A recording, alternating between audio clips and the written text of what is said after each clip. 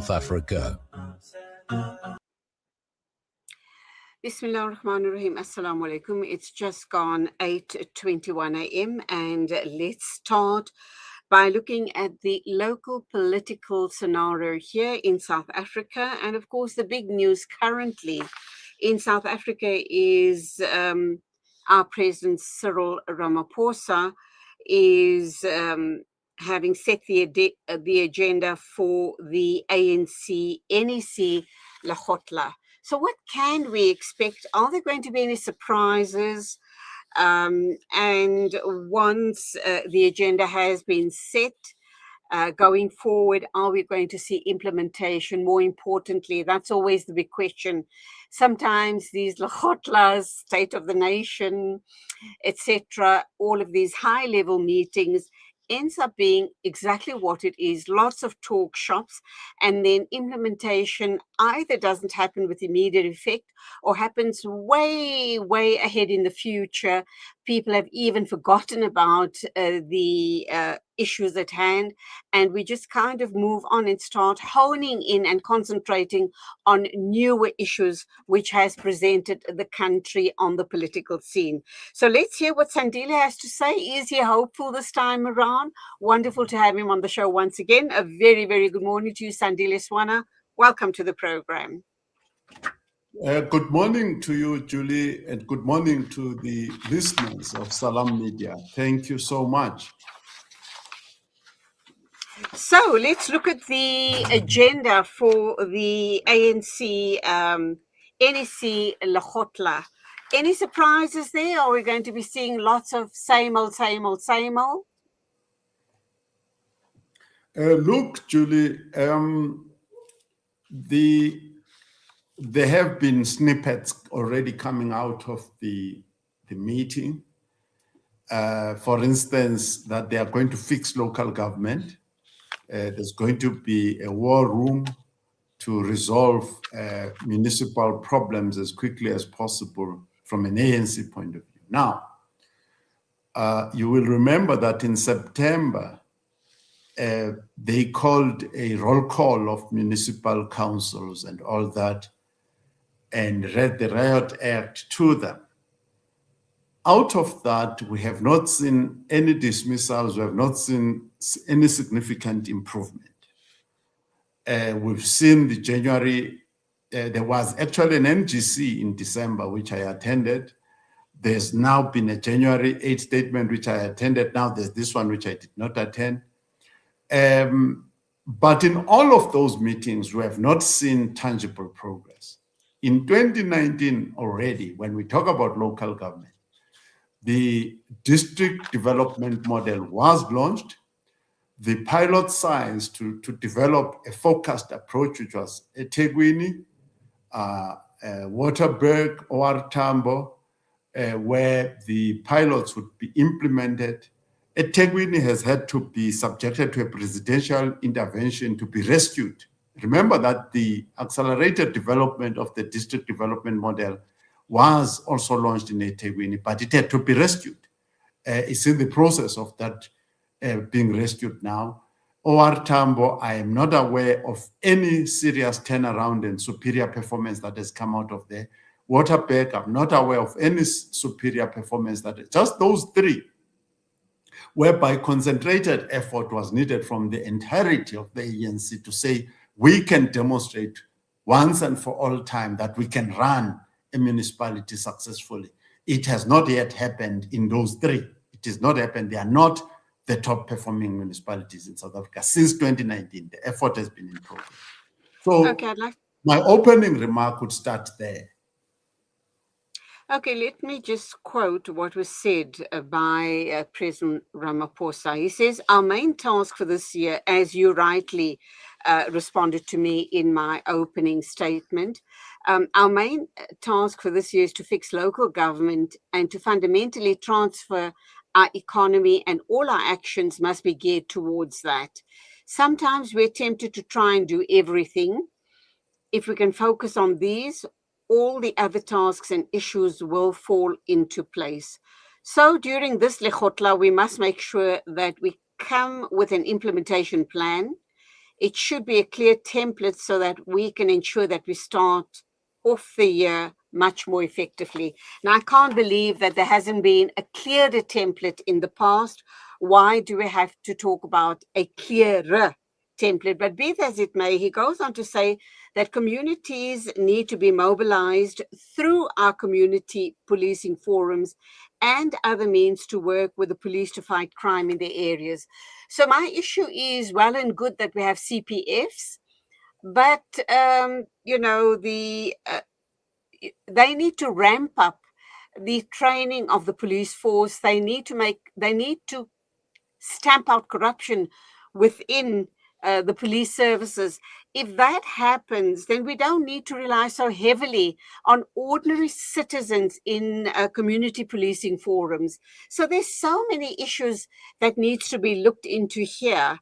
And I do take objection to the fact that the president has said that our main task this year is to fix local government and to fundamentally transfer our economy.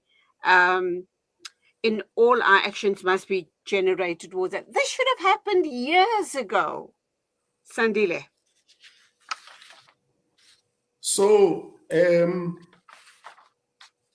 issue of the template which you have touched on, it's very important. I have been working with a few government departments, and in the process of doing that, giving them advice, you discover how comprehensive their planning systems are. The annual operational plan, which the templates are prepared by the Department of Performance Monitoring and Evaluation in the presidency. They've done a very, very good job. I mean, this Friday, we're going to review with one of the state institutions those documents for that institution. So basically, it becomes a book that if you're working at a government department, you can go to the office literally every day and know exactly what to do. And if you've done those things, the performance will be delivered. So for somebody to say that there must be a clearer template or stuff like that, the templates are of the highest quality that are already in place, of the highest quality, absolutely. So there's no problem with that. Number two, if you listen to him, I'm talking about the economy this time. If you listen to him, that is Cyril Ramaphosa, during the State of the Nation address, he came up with the idea that there are some green shoots in the economy that are showing up.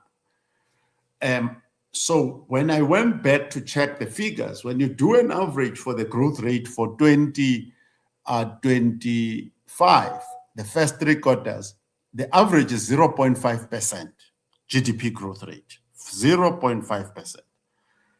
So you can't get to 1%. I mean, basically, if the GDP growth rate were to be 1%, it means that the last quarter alone would have to generate 2.5% GDP growth rate in order to cover up the entire backlog. So that's not going to happen. We're going to come in below 1%. The transfer of the economy, or the transformation of the economy, to the point where every ethnic group, every cultural group gets a fair share of the economy. The Cape Coloureds in the Western Cape get a fair share of the winelands in the Western Cape and the wine farm in the Western Cape, and so on and so forth. That has not started. If you go to the Western Cape and you drive around, you can see the problems there. They are manifest, they are clear, they are unambiguous. Okay, so what I also need to then bring up is, right at the introduction, I did indicate that obviously you have just given us something very positive regarding the templates. But I come back to what I had said right at the beginning of the intro, and that is implementation. Are our people sufficiently trained to be able to implement the deliverables? If they do the correct implementations timeously, you and I wouldn't need to sit and talk and have this discussion. That's the one part. And then once again, Ramaphosa is talking about fighting crime, corruption. That's the big one for all of us, corruption, and then gender-based violence. So many politicians has been blowing this trumpet for so long. Crime, gender-based violence, and corruption being the biggest issue there. What is that outlook in your view? What do you think? Are you kind of seeing some sort of the problem positive in steps? South Africa, Julie, the problem in South Africa is not that people are not trained. Our people are trained, they are competent. I was trained in South Africa, and I'm very satisfied with my training. So there's no problem of training. The problem here goes like this. Number one, I know this firsthand. The competent people all around South Africa have been taken out of the public service, including municipalities, suspended, fired, and frustrated in a number of different ways. Incompetent, corrupt, and criminal type individuals have been introduced. Now, if you try to do the work with a criminal, you put the criminal under yoke to do the work, which is what the ANC is doing. That work is never going to get done. There's no mystery as to why the work never gets done. The human resources put by the ANC into state positions, whether politically or in the administration, have absolutely no capacity. There is no training of any kind by anyone that can change the fact that those people were not supposed to be there. They're incompetent, they are morally bankrupt, and they should not be there at all. So there's no training course you can take them to. So basically, the president is misleading us when he talks so strongly about corruption, because that is happening right under his watch and he's brought no one to account. Be that as it may, I'm going to digress here for a minute. Please indulge me. We do know that Helen Zille is running for mayor in Gauteng, in Johannesburg. We know that, and it doesn't matter what your affiliation is, your political affiliation, or mine for that matter.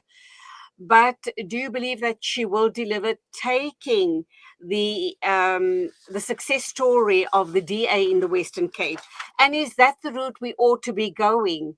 Because people like Helen Zille and the DA are, and we don't know how clean is their nose, but be that as it may, they are ensuring that we'll have a very well-run, clean municipality, and Helen Zille coming in will stamp out corruption. Your thoughts? I think Helen Zille, in some senses, may have something to offer here and there. But we need to be very careful that Helen Zille, by her own admission, she has said this, that you need to be very careful of expecting a magic turnaround when you take over a municipality. When you look at Tshwane, where they took over, by the time they lost office, they had not actually done a convincing work. Also because the people who are the troublemakers in the municipalities, you must remember that 95% to 99% of our problem is the human resources. It's not the yellow equipment, it's not the caterpillar or the machines that are causing the problem in these municipalities. It's not the land or the pipes that are causing, it's the actual human resources. So it doesn't matter whether it's Herman Mashaba or Helen Zille who ends up taking over as mayor of Johannesburg.